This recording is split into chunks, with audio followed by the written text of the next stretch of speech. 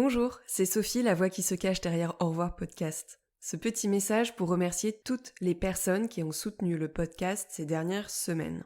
Un grand merci à Océane, Chloé, Camilla, Julie, Raphaël, Aurélie, Sarah, Héloïse, Sophie, Aurore, merci à Margot, Camille, Lisa, Soline et Morgane. Grâce à vous et à vos généreux dons, l'aventure peut continuer. Si vous aussi, vous souhaitez soutenir Au revoir podcast, vous pouvez le faire en faisant des dons à partir d'1 € sur la plateforme de financement participatif Tipeee. Je vous mets le lien direct dans la description de l'épisode. Et puis n'hésitez pas à partager les épisodes autour de vous, justement, à vous abonner sur les plateformes d'écoute, à mettre des étoiles et des commentaires sur Apple Podcast et Spotify. Cela donnera plus de visibilité pour Au revoir podcast. Et plus de visibilité pour Au revoir podcast, c'est plus de visibilité pour le deuil périnatal. Merci encore pour tout votre soutien depuis 3 ans. Et oui, 3 ans déjà. Et maintenant, l'épisode peut commencer. Au revoir est un podcast consacré au deuil périnatal. Le deuil périnatal, c'est le fait de perdre son bébé durant la grossesse, au moment de l'accouchement ou quelque temps après sa naissance. Par conséquent, les épisodes de ce podcast abordent des questions sensibles et douloureuses. Avec mes invités, nous parlerons notamment d'arrêt naturel de grossesse, d'interruption médicale de grossesse, de mort in utero ou de décès d'un enfant, quelques minutes, heures, jours ou semaines après sa naissance. Assurez-vous de pouvoir écouter les épisodes dans de bonnes conditions. Et surtout, n'oubliez pas, dans le mot deuil, il y a certes le D de décès, mais il y a aussi le E d'espoir ou le I qu'on retrouve dans le mot vie. Je vous souhaite une belle écoute.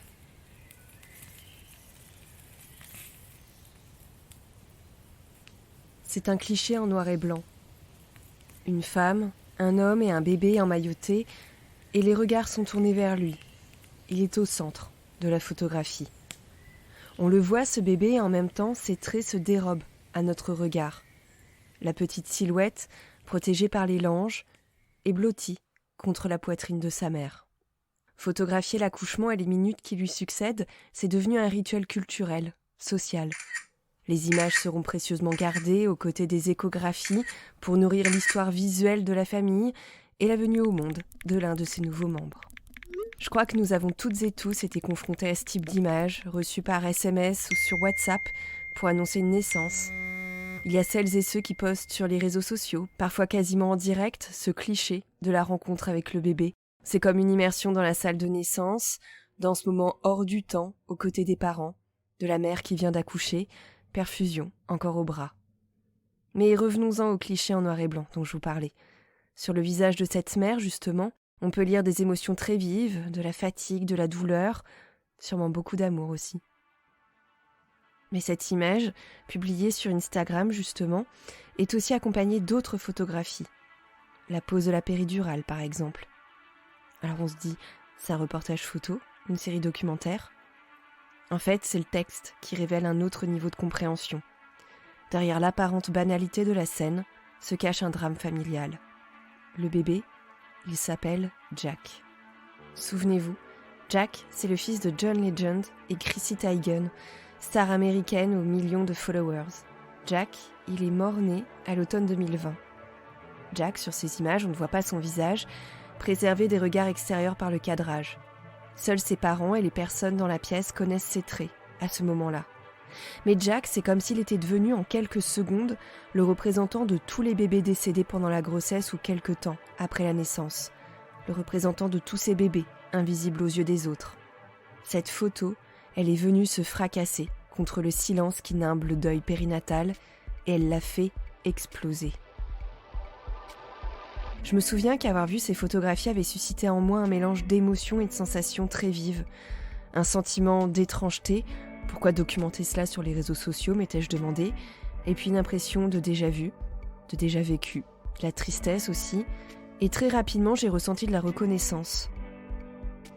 Merci d'avoir posté cette image et d'avoir mis sur le devant de la scène cette vérité du deuil périnatal, ce moment si précieux de la rencontre avec un bébé décédé, certes, mais avec notre bébé, avec ton bébé, avec celui que tu portais, celui que tu as senti bouger, celui que tu aimais déjà. Merci d'avoir exposé cette vérité crue, violente, cette vérité qui envoie valser tous les non-dits, silences gênés et mensonges par omission. On ne va pas dire le contraire. Oui, c'est horrible, oui, c'est trop triste, mais c'est une rencontre. Et parfois, on n'a même pas de photos pour s'en souvenir. Et en fonction du terme de la grossesse, parfois il n'y a même pas eu de rencontre. La force de cette photographie, publiée sur le compte de Chrissy Teigen, la maman de Jack, c'est qu'elle fait le pont entre un drame familial et intime, mais aussi un drame collectif. Cette photo, ce post, c'est tout à la fois la main tendue d'une famille qui nous dit « nous avons besoin de soutien » et d'une famille qui nous dit aussi « on est ensemble et ensemble, on va briser les tabous ». Chrissy Teigen and John Legend are grieving the loss of their third child. Chrissy revealed late on Wednesday in a devastating Instagram post. In a series of photos, Chrissy and John La publication de ces images a produit un raz-de-marée médiatique. J'ai l'impression de n'avoir jamais autant entendu parler du deuil périnatal. She and her husband, John Legend, announcing Wednesday they lost their third child after she suffered a miscarriage. Chrissy Teigen says she didn't know how to start writing about all they've been through, but that it felt right to begin with a thank you. Il y a eu de la reconnaissance, de l'empathie, du soutien, mais il y a eu aussi leur corollaire. De la haine, des critiques nauséabondes. Quelle horreur, c'est du voyeurisme. Que c'est glauque, que c'est impudique. Oui, on peut se questionner sur le fait de publier ces photos. Mais finalement, nombreuses sont les célébrités qui mettent en ligne quasiment tous les aspects de leur vie privée. Et puis Chrissy Teigen n'est pas la première à partager une photo d'un bébé qui vient à peine de naître. Alors pourquoi crier à l'impudeur dans ce cas présent ? Parce que le bébé, dont on ne peut même pas distinguer les traits en fait, est mort-né. Ce n'est pas l'image qu'il dit, c'est le texte. Certains commentateurs mal avisés se sont donc insurgés non pas contre ce que l'œil pouvait a priori percevoir, mais ce qui était suggéré. Du bébé mort-né, on ne voit quasiment rien en fait. On voit juste une silhouette dans des langes. Mais les mots, implacables, ils sont là. L'indicible a été écrit et l'image vient confirmer la triste nouvelle. La suggestion visuelle est devenue comme une révélation. Il y a des bébés qui meurent avant de naître et on ne peut plus fermer les yeux là-dessus.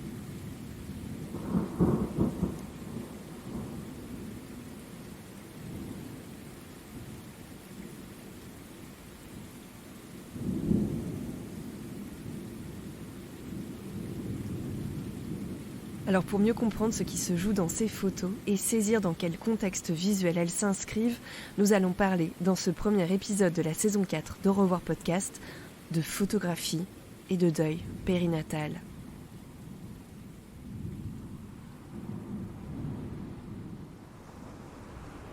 Et avant de donner la parole à mes invités, on va faire un petit détour par l'histoire de la photographie mortuaire, de la photographie après décès.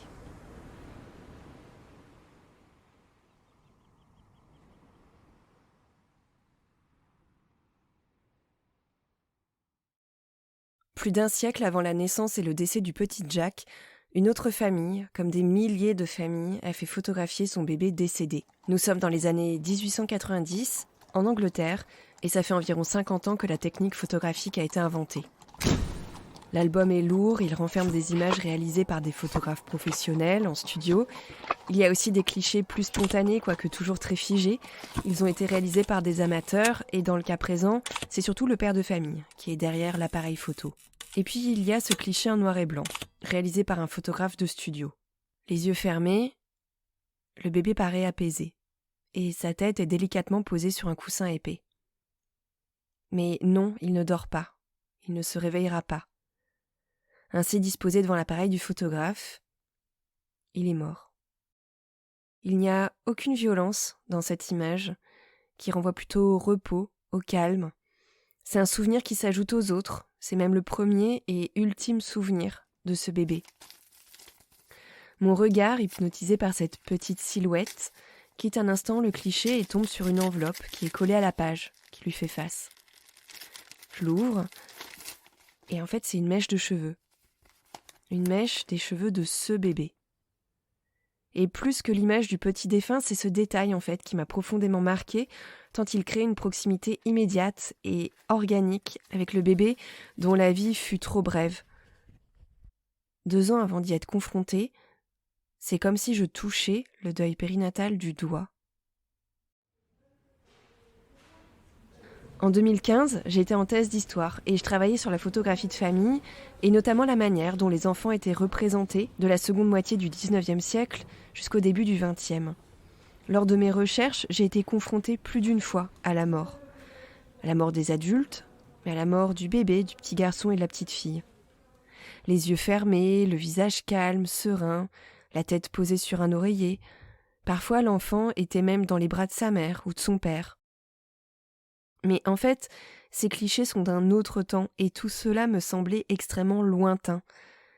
L'absence de couleur, cela dit, nous aide à instaurer une distance avec la photo et avec le caractère mortuaire de cette dernière. La mort, elle est lointaine, c'est la mort d'un autre temps, une mort d'une époque où c'était hélas beaucoup plus courant qu'elle frappe les bébés et les enfants. Alors au bout d'un moment, on devient familier de ces images, et puis finalement, voilà, c'est presque normal.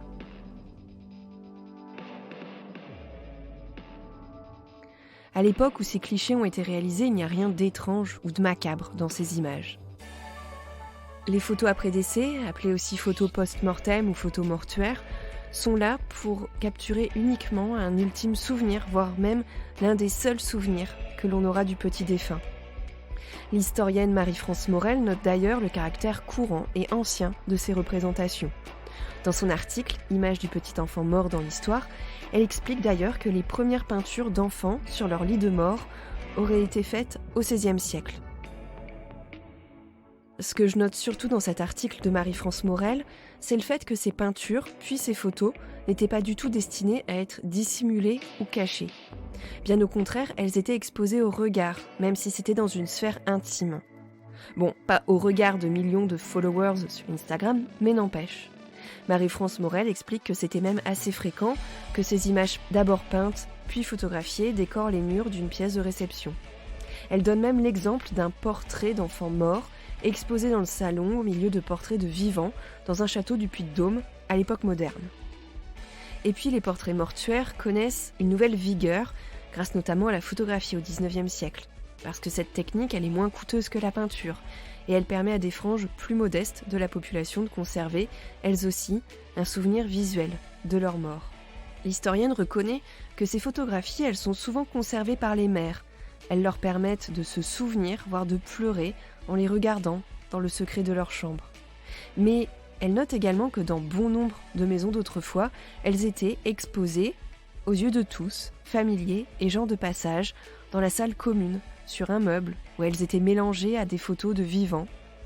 Et puis même si elles n'étaient pas exposées sur un meuble ou sur un mur, le simple fait finalement de les mettre dans un album photo, ça marquait vraiment la volonté qu'elles soient partagées, que ces photos soient autant vues que celles des enfants vivants de la famille.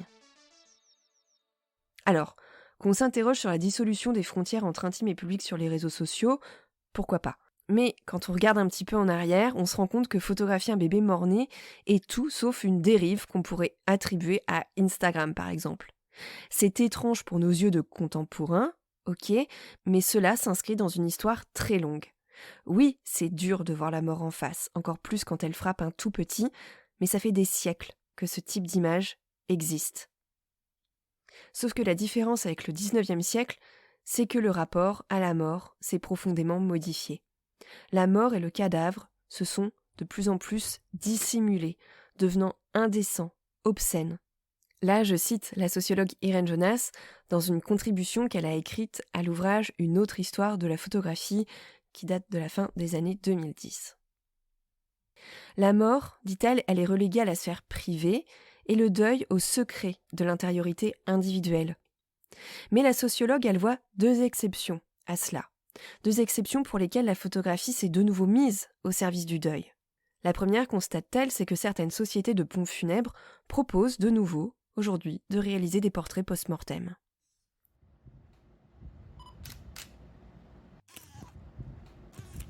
La deuxième, c'est celle qui nous intéresse le plus. Il y a cette pratique dans les services hospitaliers de photographier les fœtus et les enfants mort-nés. Ces photographies étant remises ensuite à la demande aux parents qui les réclament, parfois après le décès. Alors la sociologue remarque qu'on peut voir dans cette pratique hospitalière moderne, contemporaine, une survivance des photographies anciennes, des photographies post-mortem du 19e siècle et du début du 20e. Ce qui est fou, c'est que ce texte, écrit par cette sociologue, eh bien je l'ai lu moins d'1 an avant d'être confrontée moi-même au deuil périnatal. J'étais passée très rapidement sur ce paragraphe, et d'autant plus rapidement que cela me semblait inconcevable. Et la suite, vous la connaissez. J'ai découvert ma grossesse quelques mois plus tard, et j'ai dit au revoir à mon bébé à la fin de l'année 2017. Ce jour-là, dans la salle d'accouchement, on n'a pas pris de photos. Est-ce que je regrette ? Peut-être bien, mais je pars du principe qu'on a fait comme on a pu. Et je crois que c'est ça aussi qui m'a rendue un petit peu triste quand j'ai vu la photo de Jack et de ses parents. Vous savez, Chrissy Teigen et John Legend. Je n'ai pas de photo équivalente et je n'en aurai jamais. C'est l'une des sages-femmes qui a réalisé des photos de notre bébé seul, dans la pièce d'à côté. Nous avions apporté une clé USB pour repartir chez nous avec les fichiers. Bon, malgré tout, si j'ai quelques regrets, j'ai quand même eu de la chance. Bah oui, parce que du fait du terme de ma grossesse et du fait qu'il y a eu un accouchement par voie basse, ça m'a permis d'avoir des photos. Réaliser ce type de photographie après décès de bébés mort-nés, c'est justement la mission de l'association Souvenange, créée en 2014. Aujourd'hui, Souvenange compte plus d'une centaine de bénévoles qui photographient les bébés et qui retouchent également les clichés qui peuvent être par ailleurs réalisés par les parents ou les soignants. Il y a plusieurs mois, j'ai justement discuté de photographie et de deuil périnatal avec Ulrich, vice-présidente de l'association. C'est en 2019 qu'elle a sauté le pas et qu'elle a décidé d'intervenir dans certaines maternités pour réaliser ces précieux portraits. J'ai été confrontée au deuil périnatal, mais je n'avais pas entendu parler de Souvenange du tout à l'époque. Et c'est pas du tout comme ça que j'y suis arrivée, c'est simplement une collègue et amie photographe qui était très très impliquée dans cette association depuis sa création, qui en avait parlé. Et puis sur Facebook, j'ai vu passer plusieurs fois des appels à bénévoles. Et il s'avère que tout de suite, ça m'a touchée, mais que sur le moment, moi, je n'étais pas prête du tout à passer le cap. Et il a fallu quelques années que ma petite dernière grandisse aussi, pour que je me sente prête. Et puis l'élément un peu déclencheur sur la fin a été un couple d'amis qui a perdu un bébé. Et je me suis dit, oui, en fait, c'est maintenant, il faut y aller. Chez Souvenange, certains bénévoles sont photographes professionnels, d'autres sont photographes amateurs, et ils interviennent en milieu hospitalier, parfois à la demande directe des parents qui contactent l'association en amont d'une interruption médicale de grossesse par exemple, et puis il y a aussi des conventions qui sont établies entre l'association Souvenange et certains hôpitaux, ce qui facilite l'intervention des bénévoles. Ulrich m'a d'ailleurs expliqué que chaque bénévole était formé pendant plusieurs semaines avant de partir sur le terrain pour la première fois. Sa première session photo, Ulrich s'en souvient très bien. La première fois, elle est un peu particulière. On a forcément des appréhensions. Pas forcément les mêmes tous. En l'occurrence, moi, ce que je craignais le plus, c'était le chagrin de la maman, de me faire déborder affectivement, on va dire, que les émotions prennent le pas. Une fois qu'on met le badge et qu'on a l'appareil photo, c'est un peu comme un chevalier qui mettrait son armure. Tout s'est déroulé de façon naturelle. C'était une petite Anna. J'ai rencontré Anna. J'ai d'abord réalisé des photos d'Anna toute seule. Et puis ensuite avec sa maman. Voilà, et puis on s'est séparés. J'ai expliqué d'abord à la maman comment ça allait se dérouler pour la suite. Le temps d'attente qui peut être assez long. C'est aux environs d'1 mois, il nous faut le temps de traiter les images pour les adoucir. Notre but n'est pas de rendre à ces bébés un aspect vivant. C'est pour le coup contre, notre éthique. Mais en revanche, heu, retirer vraiment tout ce qui est, stigmate de la mort, des taches de sang, tout ce qui pourrait être difficile à regarder, pour qu'il ne reste plus qu'une image douce, en fait, de ce bébé. Ne pas rendre à ces bébés un aspect vivant, car ce n'est pas l'illusion de la vie que l'on recherche, en fait. C'est juste le souvenir, la trace, la preuve. Et puis ces photos, elles ont aussi une vertu particulière. Comme le note Joël Bollock, qui est spécialiste de la photographie, les portraits post-mortem prennent leur place dans le travail de deuil. Elles permettent à la fois de confirmer que la personne a réellement existé, ce qui est particulièrement important dans le cas des enfants morts-nés ou qui n'ont vécu que très peu de temps, note Joël Bollock, et puis elles permettent aussi d'accepter la réalité de la mort, de partager, se souvenir aussi. Mais dans le cas du deuil périnatal se pose véritablement la question du caractère partageable d'un tel souvenir. Souvenir qu'on peut garder pour soi, dans une boîte qu'on ouvre rarement, souvenir que les autres ne souhaitent pas toujours regarder, et puis parfois les photos sont prises par les soignants mais on ne veut pas les récupérer. Cependant, on sait qu'elles sont là, et rien que ça peut faire du bien. C'est en tout cas ce que j'ai pu constater à mon échelle. Les photographies de mon bébé, je sais qu'elles existent, nous les avons sur une clé USB, mais je ne les ai regardées que 2 fois. La première, quelques semaines après l'accouchement, c'était des images somme toute très brutales, frontales. Elles étaient douces, mais extrêmement violentes aussi. Et puis la deuxième fois, c'était plusieurs années après mon IMG. Après les avoir fait retoucher par Souvenange, dont les bénévoles retravaillent, comme je vous l'ai dit, les clichés réalisés par les soignants et les parents. Aujourd'hui, ça fait 2 ans que je ne les ai pas vues, mais je les ai, elles existent, et c'est ça qui est le plus important. Pour en revenir à Souvenange, justement, leurs bénévoles ne peuvent pas intervenir partout.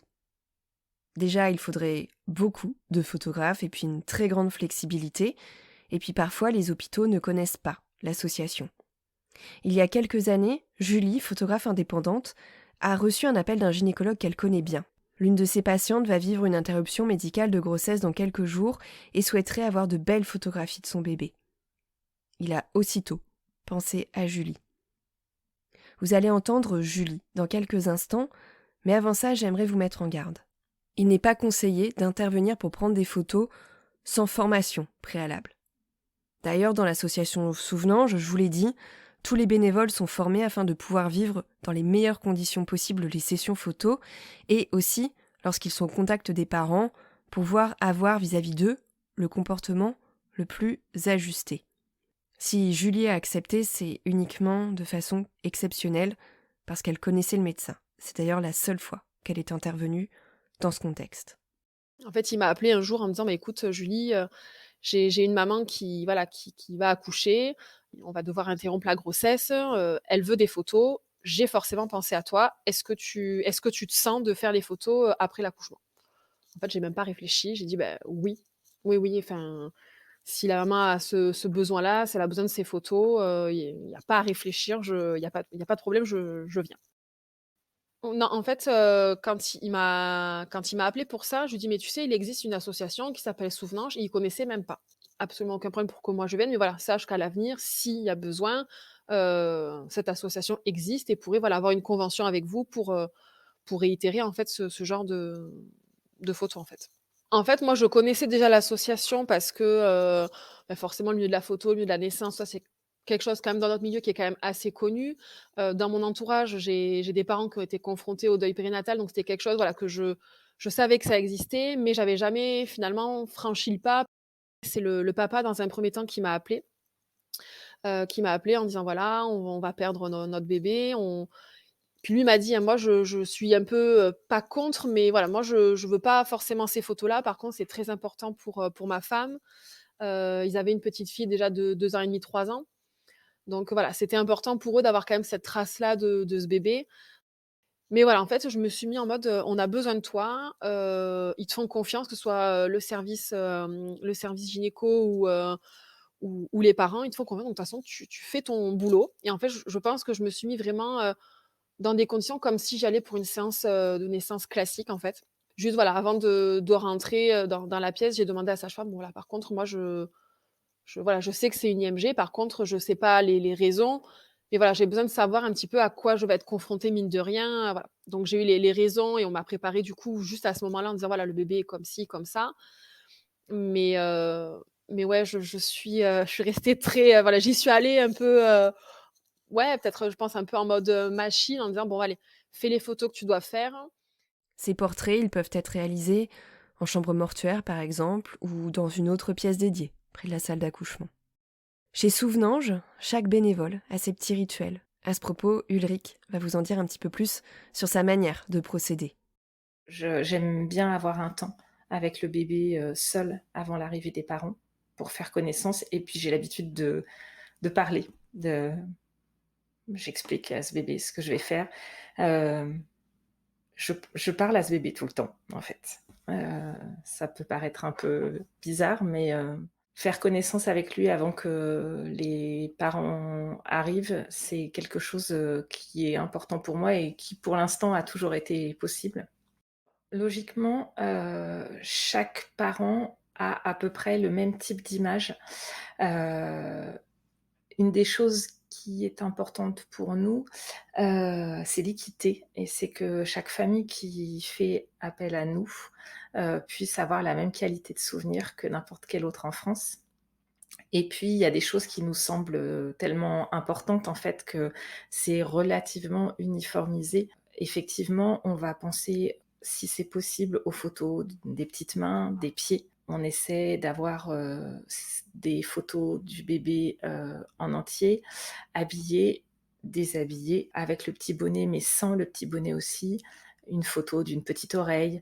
Toutes ces petites choses en fait, qu'on n'a pas envie d'oublier, et toutes ces petites choses aussi auxquelles parfois on n'a pas porté attention. Ça aussi, c'est un retour qu'on nous fait souvent, c'est: J'avais pas vu ses oreilles», par exemple. Les oreilles, souvent, elles sont cachées sous le bonnet et voilà, tous ces petits détails, on essaye de les avoir. Et pour le reste, ce sont des photos qui sont finalement, assez simples. On fait pas de mise en scène particulière. Si les parents nous demandent une photo avec, un petit doudou ou parfois un bola, mais on va pas faire du posing comme on ferait en photographie, nouveau-né, chez un photographe. C'est pas le but. Parfois, les parents sont présents au moment de la prise de vue. En ce qui me concerne, c'est une sage-femme qui a réalisé les photos de notre bébé, mais dans une pièce à côté de celle où nous nous trouvions. Donc nous n'avons pas réalisé de portrait tous les trois. On n'a même pas eu l'idée de le faire. Pourtant, c'est quelque chose que certains parents demandent, surtout quand les photographies sont réalisées peu de temps après l'accouchement et qu'ils sont encore à l'hôpital. Lorsqu'elles les rencontrent, mais qu'ils ne veulent pas être photographiés, Ulrich a l'habitude de leur proposer de réaliser un cliché en gros plan. Un cliché qui réunit leurs mains et une petite main ou un petit pied de leur bébé. Julie, la photographe indépendante que vous avez entendue tout à l'heure, elle est intervenue auprès de la maman qui venait de vivre une IMG et donc elle a réalisé un portrait d'elle et de son bébé. Et c'est à travers les mots de cette mère que l'on peut saisir l'importance de ce type de photographie. Mais voilà, la maman voulait aussi des photos avec son fils et par contre, c'est que je m'étais dit: «Bon, faut pas que tu craques devant la maman ou quoi que ce soit» et en fait, au moment où je lui amène son fils, que je lui mets dans les bras, je me recule, en fait, pour faire une photo et là, elle a un immense sourire et je fais la photo à ce moment-là et en fait, je garde vraiment ce moment-là en mémoire parce qu'en fait, cette photo, elle est tellement belle et donc là, forcément, j'ai craqué. Donc j'ai essayé, voilà, de me dire: «Bon Julie, tu peux pas pleurer, enfin, tu as pas le droit» et en fait, elle m'a dit: «Non mais Julie, vous inquiétez pas, enfin, c'est normal, vous avez le droit, au contraire, je préfère, hein», Elle me faisait que me dire: «Mais en fait, c'est grâce à vos photos que qui va exister, qu'on va pouvoir en parler, enfin, qui laissera une trace, en fait» et elle me dit: «En fait, vraiment, ces photos-là, ça va nous permettre de montrer aux gens que, bah, si, il a existé et on peut le montrer, en fait». Donc heu donc ouais, il y a vraiment eu un échange avec cette maman qui était hyper fort et je pense que j'ai vraiment pris conscience de la puissance qu'auraient ces photos, dans les échanges que j'ai eus avec la maman. J'ai des parents qui sont juste, heureux de pouvoir, serrer leur bébé dans leurs bras et qui sont tout souriants. Heu, j'ai des parents qui fondent en larmes. Heu, il y a des fois où franchement c'est difficile. Moi mon but c'est surtout de leur dire que parce que souvent ils s'excusent de pleurer et de leur dire que ça n'est pas grave, qu'ils ont le droit, de pleurer. et qu'ils peuvent prendre leur temps. Je suis pas pressée. On prend le temps dont ils ont besoin. Ça m'est arrivé de prendre, une maman dans mes bras, juste, instinctivement en fait. On calcule pas, on réfléchit pas dans ces moments-là parce qu'on peut mettre toutes les armures qu'on veut. Je pense que, heu, un des points communs de, je pense, beaucoup de bénévoles de Souvenanges, c'est, l'empathie et la sensibilité et forcément, on a envie de les réconforter. Par exemple, la toute première session, je suis ressortie avec un grand sourire, heu, en étant heureuse de ce que j'avais accompli et de me dire que j'avais participé, à un chemin de deuil, et que je savais que d'une certaine façon, j'avais aidé cette maman-là et du coup, je me sentais heureuse de l'avoir fait. Et puis, la dernière intervention que j'ai faite, pour une fois, j'ai pleuré dans ma voiture sur la route retour parce que, ce qui s'est passé à ce moment-là, ce jour-là, avec cette maman-là, était peut-être plus fort, plus émouvant. Je peux pas, je saurais même pas expliquer, forcément, mais j'ai été plus profondément, touchée.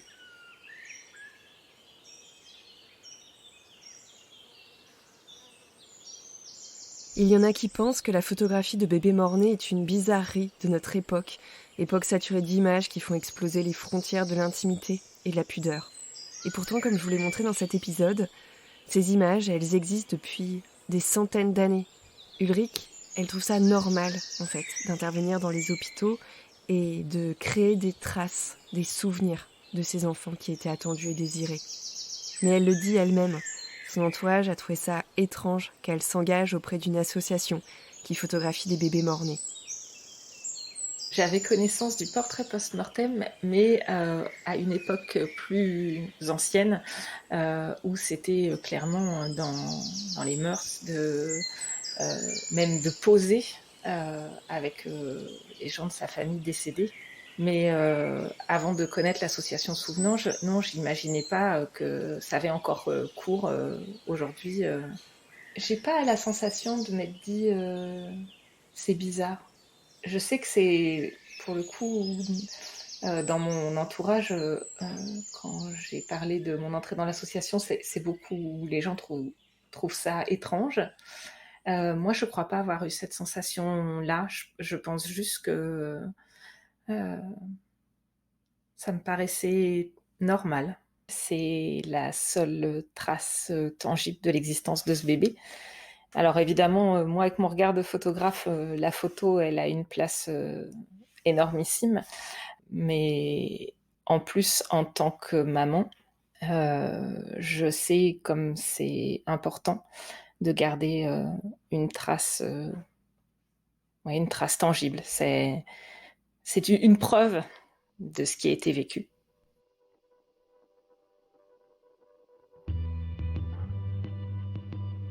Moi, ce que je dis souvent, c'est que je ne vais pas réaliser, des photos d'un bébé mort.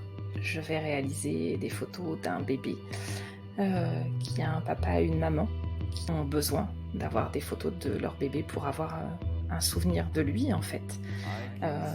Et eux-mêmes n'attendent pas une photo d'un bébé mort, ils attendent simplement une photo de leur bébé pour en avoir un souvenir. Ça n'a rien de glauque et je pense que ce petit truc que j'ai et je sais que d'autres bénévoles ont aussi, de parler au bébé, c'est aussi l'envelopper de nos paroles douces. Enfin, c'est que tout ce moment-là de prise de photo soit un moment un peu doux. Ça reste un bébé avant tout. Pour terminer cet épisode, j'aimerais revenir un instant sur une pratique que l'historienne Marie-France Morel cite en exemple dans son article « Image du petit enfant mort dans l'histoire ».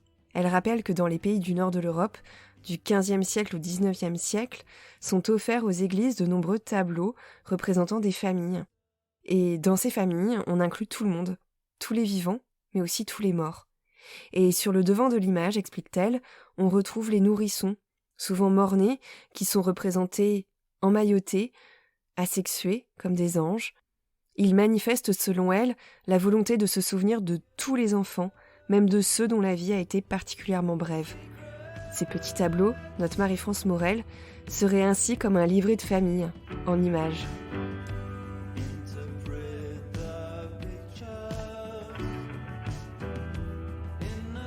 Et moi j'aime bien terminer sur cette idée de livret de famille en images. Parce qu'on ne peut pas toujours inscrire ses bébés dans nos livrets de famille, parce qu'on n'a pas toujours de photographie qui représente tous les membres de cette famille. Et cet exemple qu'elle donne, moi ça me fait penser à ces illustrations que l'on voit sur les réseaux sociaux, ces dessins sur lesquels tous les membres de la famille, les parents, les enfants sont réunis, même les bébés qui ne sont plus là, parfois représentés sous les traits d'un ange. Pour les personnes qui les ont commandés, ces dessins sont aussi précieux que les photos, d'autant que parfois on n'a juste pas de photos. Et le dessin, il vient alors combler ce vide. Le vide dans la famille, le vide laissé par l'absence d'image photographique. En fait, ce que j'aimerais retenir, c'est que l'image, qu'il s'agisse d'une photographie ou d'une illustration, elle est précieuse. C'est cette trace matérielle qui lutte contre l'oubli, qui ajoute un souvenir au peu de souvenirs qu'il nous reste. Et c'est pour ça qu'elle a une place toute particulière dans le deuil périnatal. Cet épisode touche à sa fin et je tiens à remercier Ulrich, vice-présidente de Souvenange, et Julie, photographe, d'avoir accepté de livrer leur témoignage. Vous retrouverez toutes les références que j'ai citées, notamment les écrits d'Irène Jonas, Marie-France Morel et Joël Bolloc, dans la description de cet épisode. Je suis Sophie de Chivray et j'ai eu le plaisir d'écrire, réaliser, monter et mixer cet épisode.